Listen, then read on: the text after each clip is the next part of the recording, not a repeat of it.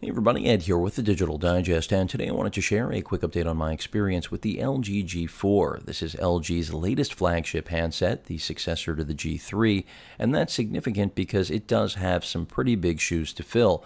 That's because the G3 was not only one of the most popular smartphones of 2014, but also one of the most innovative. It established a new standard, not only in terms of its screen resolution and its 5.5-inch class, that is an IPS Quad HD display, but also the footprint associated with that screen size. Up until the G3, we hadn't seen a phone with a 5.5-inch or greater screen, for that matter, that was able to do so or accommodate that sort of screen in a much smaller form factor than what we had seen from companies like Samsung or anyone else trying to make what used to be referred to as a phablet. And so now we've got the G4, which looks to improve upon everything that the G3 already impressed us with last year. And the good news is it does exactly that. We've got an improved screen. Granted, it's the same resolution and same size. The phone did get a little bit taller, but otherwise still has a form factor that makes the Note 4, and I'm sure what will eventually be the Note 5, seem large, even though the screen size is very similar. And again, they are in the same class, even though the Note series does spec higher and generally cost more, because this phone generally runs $200 US, that is, with a 2-year agreement with your carrier of choice, or $600 off contract. This is the international version, which will work with just about every U.S. carrier other than Verizon, but with limited band capability. So I don't recommend it, even though it does have zero bloat on board, which is a beautiful thing. So not quite stock Lollipop 5.1, but as stock as it's going to get on a device like this that isn't a Nexus-built phone. And that's part of also what has made LG very popular, is that their software does exactly what you want. Very little lag. Much of the functionality you'll find with Samsung, some would argue borrowed from. That's the way the industry works. If you can take a product and make it better than the competition, consumers usually reward you with business. So the display we're looking at, again, same resolution, but improved upon. We have a wider color gamut, better color accuracy, overall just a better looking IPS display, something that LG knew they had to address because the G3 was great, but not OLED. And even though I wish the G4 did have an OLED screen, after all, LG, one of the biggest OLED manufacturers in the world, they are still opting to go with IPS displays. That may have to do with costs and really thinking that it's more about getting the best value out there to the consumer. And if that's the case, I certainly can't take away points for that. The screen also has a slight curve, you may have noticed. Now, the G3 itself had a curve on the back of the phone, but not on the display. And LG has been moving towards curved displays in just about every form and fashion, so not a surprise to see it here. In terms of what else they've done right beyond improving the display, they've gone with the Qualcomm Snapdragon 808, which is nearly as powerful as the 810 that you'll find in other flagship phones in the same price range, really directly competing with this, like the Note 4 that I have been using up until now.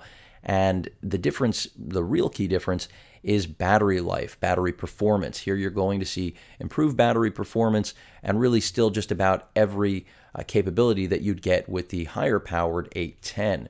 3 gigs of RAM, 32 gigs of internal storage, of course, Bluetooth, GPS, all of the Wi-Fi goodness that you could imagine, fast charging capable, because of the fact that it is sporting the Qualcomm Snapdragon 808, but sadly, at least with the international version here, and I believe with the carrier versions, they are not including a fast charging micro USB plug. So you will want to pick up one of those separately if you intend to use the fast charge feature, which I highly recommend. You can also pick up an optional wireless charging back, circle case, whatever you choose. There are third-party solutions, so that's another nice feature.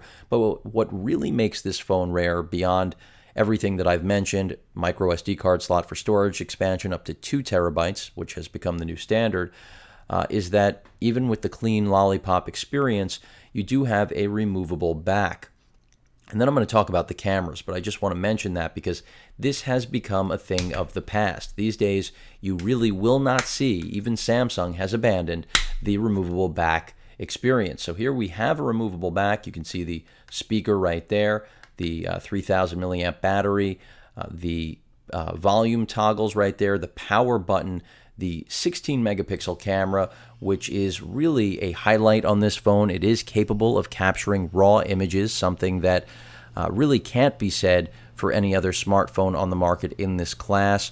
Its laser autofocus system, which is still incredibly fast, its LED flash, and then now even the ability to do some white balance, true white balance, self-correcting. And that's part of this camera facelift that the phone has received, and it's big. I'm not in love with the location of the speaker, but unlike most of the critics out there, I don't think that the speaker location is in any way a game breaker. Volume and call quality in general on this phone is still stellar, just like the G3 before it, and that's one area where LG every time beats Samsung, no matter what specification Samsung brings to the table. And I do happen to be a big fan of Sammy. Anyone who follows my channel knows that. But LG just beats them in call quality every single time, both on ear and through the speakerphone. So even though people have been complaining about that location, really not a big deal. Let me move the box over here. Your micro USB charging port right there. Microphone pinhole. Your mic and headphone jack. Nothing around the body of this phone. Very clean design. Infrared port right there, because this can double as a universal remote control, just like previous generations. Another microphone, and then the pry point for the back cover that you just saw. You can replace this with leather back covers. They run, I believe, $80 a piece. I think a sale is going on now. 2 for $80. Definitely expensive, but for those of you that want the leather finish, I think well worth it, because it does add a far more premium feel than this all-plastic handset lends to out of the box. But keep in mind, even though this is all plastic, you have the benefit of a much lighter phone, which I think is a great thing. Now, when it comes to performance, I already mentioned it does a great job, and that's because really it does. If I swipe down, we have quick access to everything you could possibly want, essentially a customizable menu of those quick access tools, and whether it's a flashlight, whatever it is, they're there. And you can see the flashlight has come on. And these are just niceties that once you experience them, you're going to wonder how you never or how you existed without them to begin with. And that's generally the experience you're going to get with any quality smartphone. You can see as I pull up the menu system, really clean looking, and basically very easy to access just about anything you want to. And of course, LG has their own gimmicks and things of that nature, but they have less of them than much of the competition. And one of the best, of course, one of the famous ones is the knock feature, which allows you to wake up the phone and put it to sleep with a simple double tap. Also key because, after all, the power button, the wake button, is back here. The functions here also can double for other things other than just power and volume rocker capability, and then on-screen Android buttons as they're meant to be in Lollipop, and well, pre-Lollipop as well. So something that Google's been trying to do for quite some time, and LG was a Nexus partner for a reason after all. So a lot less bezel than you would traditionally expect with a phone in this class, something that, again, was established with the G3. It did get a little bit bigger here, but better battery life, better quality in just about every regard, from the processor, graphics, the display. I can't really find too much to criticize here, other than that I wish this was an OLED display, and I also wish that we actually had, beyond the OLED, the quick charge cable out of the box. I think that's a shortcoming. The stock software, again, on the international version is relatively slim. Some other apps were installed here, just associated with my account, but very few. Of course, LG has its own health app, so it does really try to accommodate much of what the competition already has made standard. Quick access to management of your device. It's just a really clean interface. It's a matter of personal preference whether you like their UX interface. This is the latest version of it. I do think it is very, very clean, and I won't say lag-free because nothing truly is, but it's as close as you're going to get. Now, the 8-megapixel front-facing camera, best in the business. You're not going to find a better front-facing camera on any phone right now on the market. Similarly, you're not going to find a better rear 16-megapixel camera on any phone on the market right now. I don't care what class, what size, what OS. This is the one to beat right now. 4K video, some people have been complaining about the bit rate. I can tell you right now, that is a joke to be complaining about. This is a phone. I do not need 100 meg bit rate on a smartphone. It's just an absurd overkill thing that really proves, when someone says that, as far as I'm concerned, that they don't understand how photography works at its base, because higher specifications does not equate to better performance. And from what I've seen so far, viewing 4K content from this RAW directly to a true 4K display, UHD display, it looks exceptionally good. Stable, smooth, very little jitter, if any. I've only posted one sample on the channel, but really impressive. So despite the low bit rate, which really just keeps file size small, if anything, I don't see any reason to be complaining about the 4K video. If anything, I think that there is a clear choice here to have optimized what the phone is capable of, rather than just try to market us specifications that are unrealistic and look great on paper. As you can see right here with the camera, this will instantly take a still, instantly throw us into video.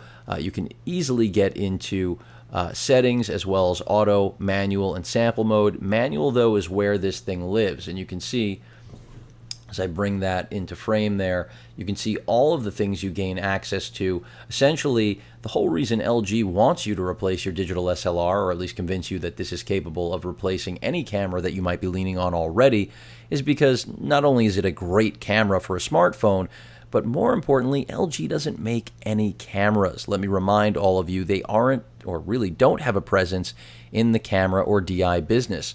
So maybe this is the beginning of LG getting ready to do that. I don't think it is. I haven't seen anything.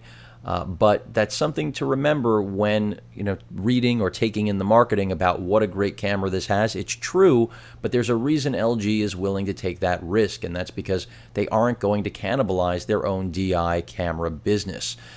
So just something I wanted to point out, as I generally do when I try to give all of you extra information. But you can see they really give you a very wide array, from white balance to aperture control. I mean, everything that you could possibly need as an enthusiast, an amateur, or someone who's just going to live in auto. And that's something you can't really get from every manufacturer. I also want to point out the quality mode, something that I think everyone's going to want to see. You can see right here we have quick access to, as it corrects orientation, right there in still 16:9 aspect ratio, 4:3, and 1:1.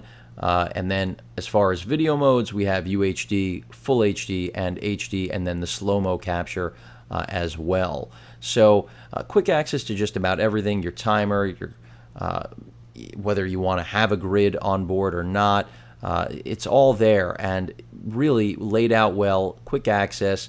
If you want to jump into RAW, very easy to do. Do I think RAW has been a worthwhile experience on here?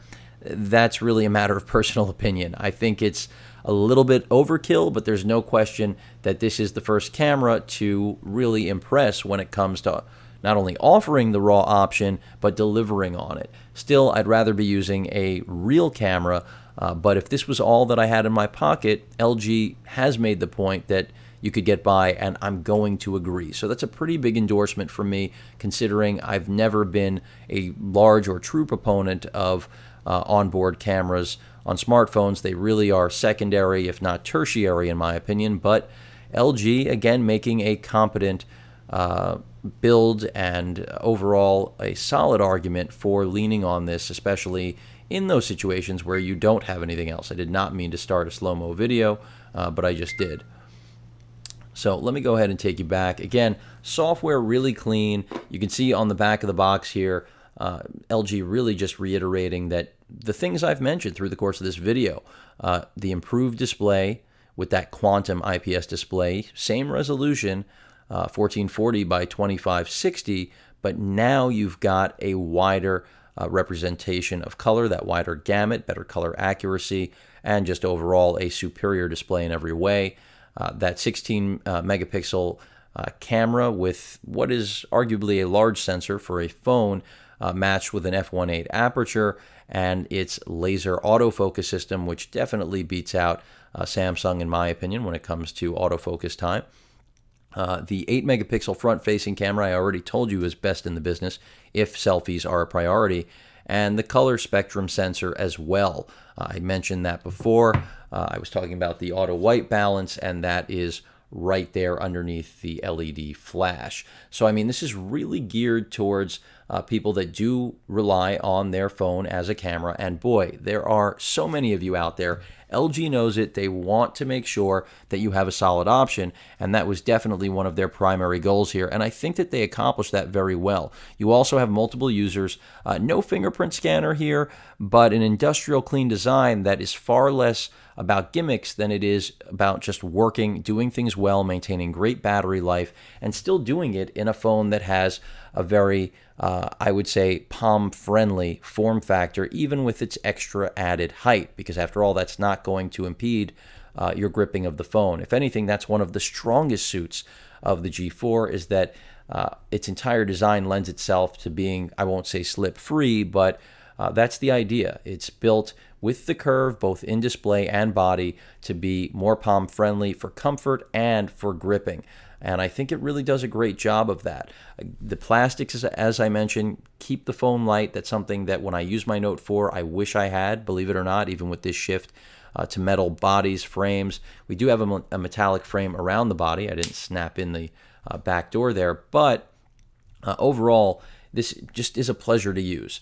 Pair it with something like the Urbane, and you have the best of what LG has to offer right now in the mobile world. And that's exactly what I've done. For those of you that are curious, this is easily the best piece of Android Wear to date.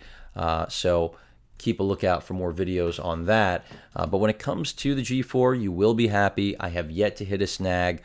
Web browsing is phenomenal. Everything on this phone is great. I really can't mention anything where you're going to end up being disappointed. I've reiterated it over and over again, whether we're talking about Wi-Fi performance, data performance, call quality, the cameras, the display.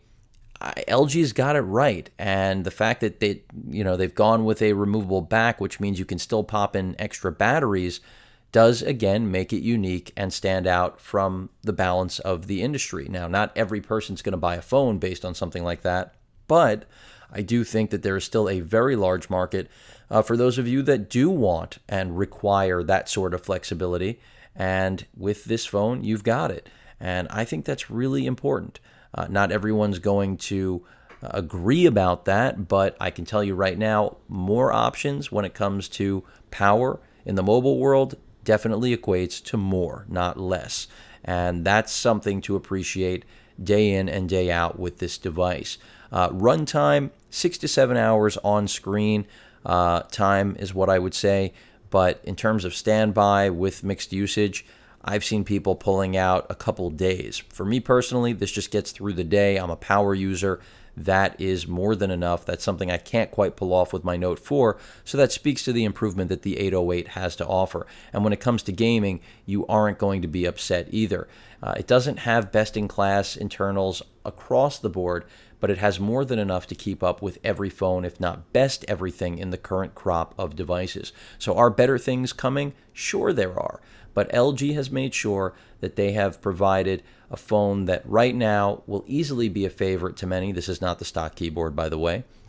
And at the same time, does so at an affordable price, something that they started and just carried over with from the G3. And that's exactly what everybody, I think, really wants at the end of the day.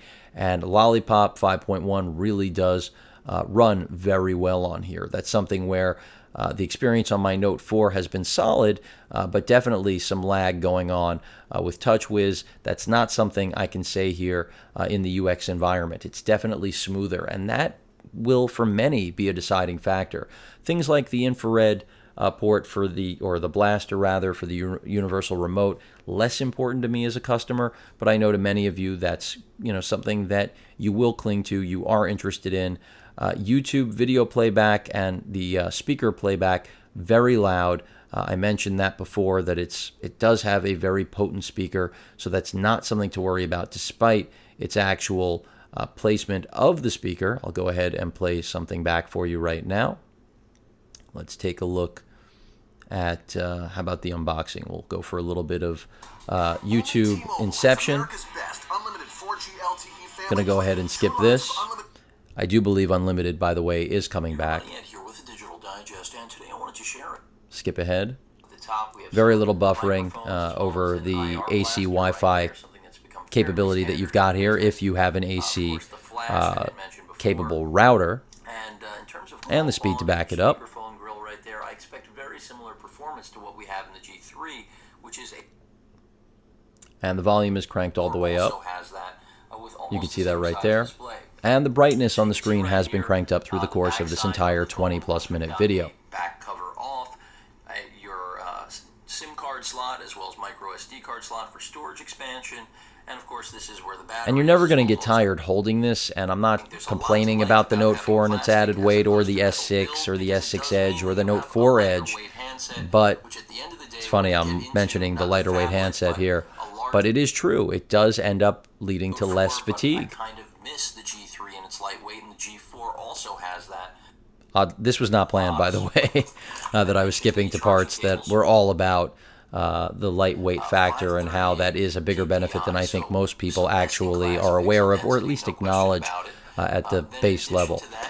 But that covers just about everything you need to know about the G4. It's a great phone, great cameras, and I don't think you're going to be disappointed in any way with what LG has done here. Some will still scoff at the all-plastic build. I think they're being short-sighted in the long run, and especially since you do have the option to go with those leather backs, which aren't for everybody, but definitely is going to lend a more rugged, more luxury oriented look and feel to a phone that right now I still think is great out of the box, but many who don't appreciate plastic and have encouraged most manufacturers to move away from it, they'll be refreshed to know that they don't have to live with the plastic the G4 carries out of the box if it really disturbs them that much. So at the end of the day, right now, my only complaint is that this phone does not have an OLED display. That's it. LG, if you're listening, let's see a flagship device at another tier, make it compete with the Note line, the Note Edge, whatever it may be, bump it up. People are willing to pay. There's no question. You have a star here, just like you did with the G3. Best camera on any smartphone right now, some of the best video quality, one of the best displays, even though it's IPS.